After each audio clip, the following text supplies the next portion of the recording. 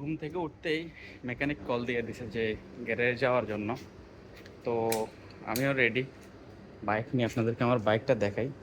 এই বাইকটা আমি ইউজ করি শর্টকাট রাস্তার জন্য, মানে শর্টকাট রাস্তায় যাওয়ার জন্য। যদি এখন প্রচুর গরম, তো তেমন একটা যাওয়া হয় না শর্টকাট রাস্তার মধ্যেও, গাড়ি দিয়ে যাওয়া হয় এদিক সেদিকে। এখন বাজে প্রায় 5:30, কিন্তু গরমের যে হিট মানে বলার মতো না। এই বাইকটা কিন্তু মেন রোডে চালানো পুরোপুরি ইলিগেল। এটা আমি এখন মেইন রোডে আছি, উপরে আমার হেলমেট নাই, নাই নাম্বার প্লেট এই গাড়ির, নাই লাইসেন্স, কোনো কাগজপত্র নাই, কারণ এটা ব্যাটারি চালিত। মানে দুঃখ আর শেষ হইলো কই, গ্যারেজে এলাম, মেকানিক বলতেছে সব কিছু চেক করছে, এক্সেল বেয়ারিং সব কিছু চেক করার পর এটা সমাধান হয় নাই।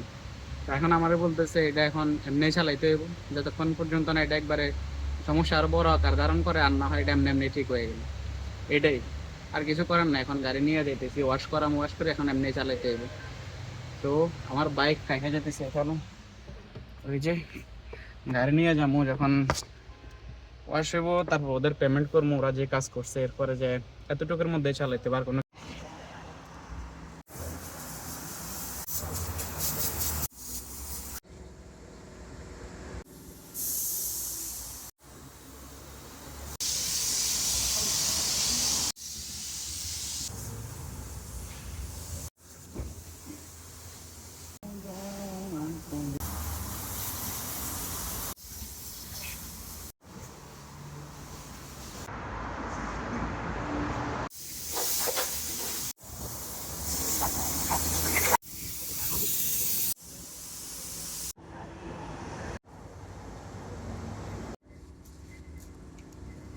মেকানিকের কথায় শেষ পর্যন্ত আশাহত হয়ে আমি গ্যারেজ থেকে গাড়ি বাইর করে wash করাইলাম।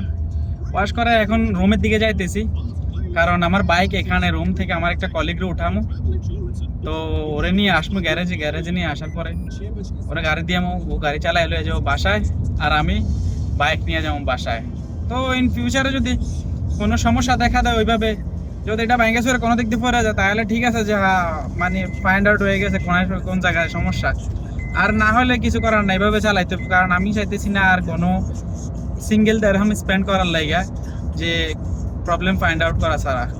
So that's it, let's see.